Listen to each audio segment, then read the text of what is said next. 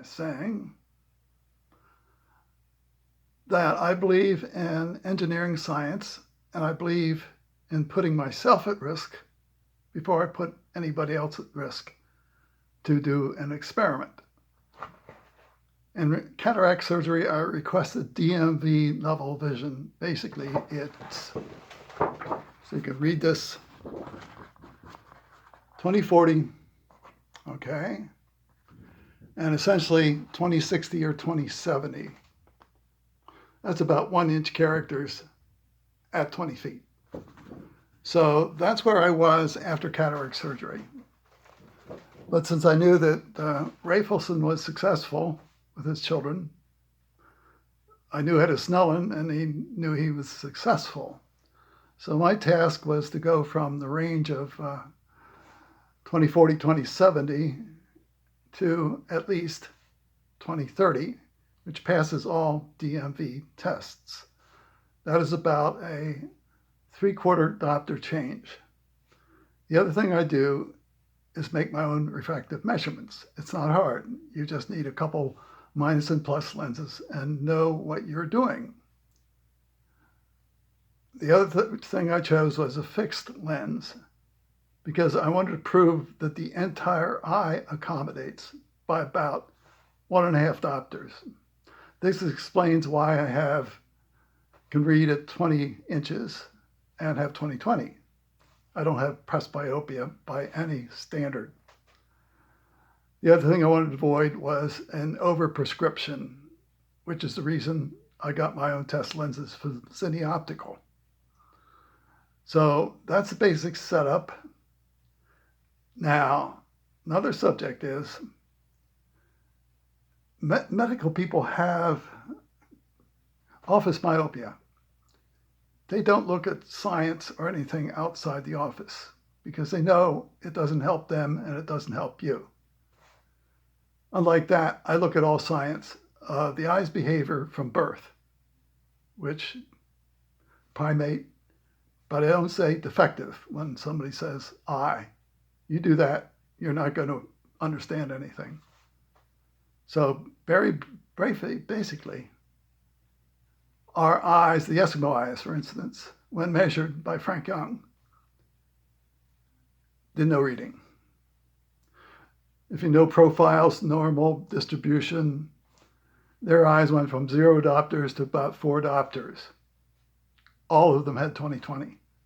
All of them eyes were not defective. They had normal refractive states. So you put them in this environment for 12 years, and what happens?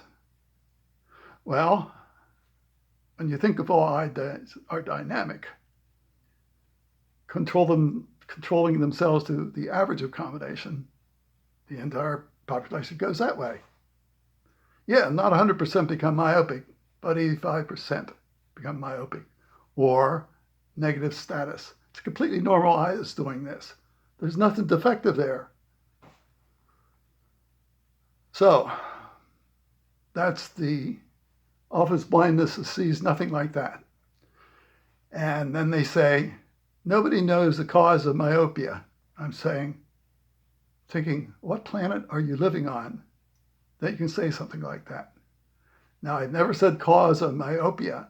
I said the normal eye is dynamic, and from the primate study, it certainly is. Changes in both directions.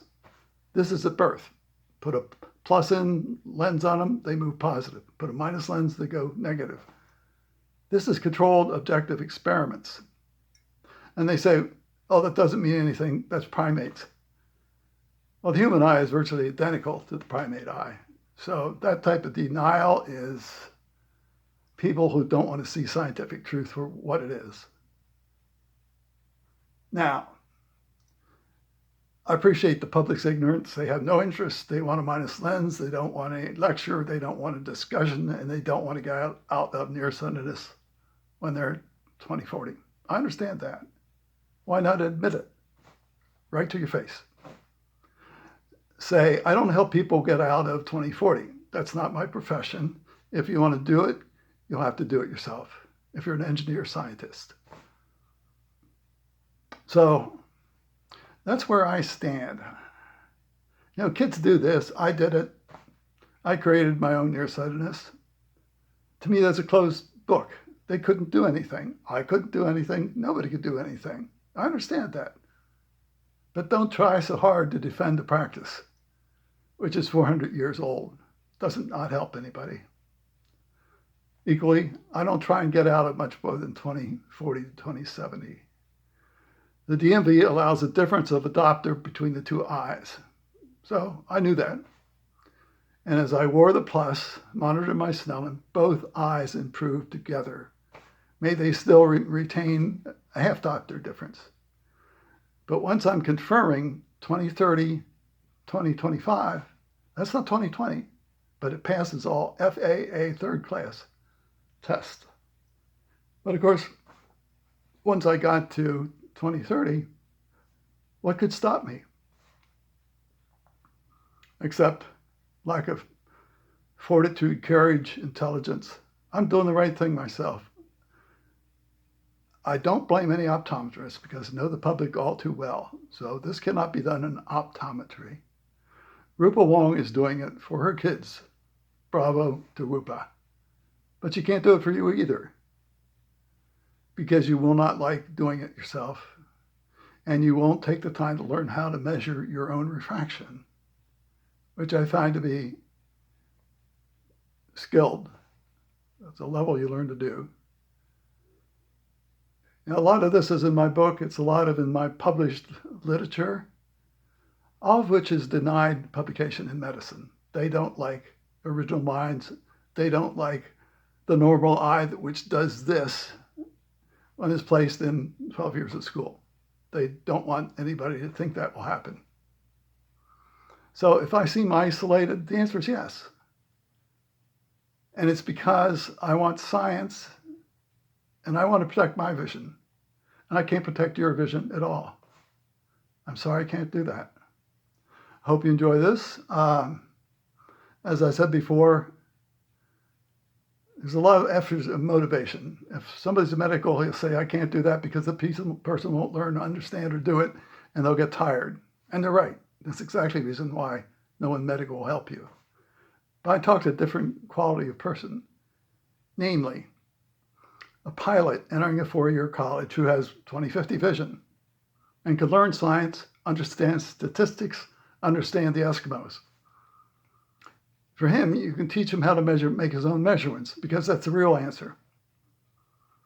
And entering four-year college with 20/50, doing the same thing I'm doing, I'm pretty sure he could get to at least 20/30 and 20/25. And by my measure, refraction of plus a half diopter. But of course, I'm not medicine, and they'll say, well, he's an engineer, he doesn't understand medicine. So be it. They're right. Hope you enjoy this. Think for yourself. Look at the experimental data yourself. Don't rely too much on medical people telling you things which are wrong to begin with. And that doesn't help anything. Thank you.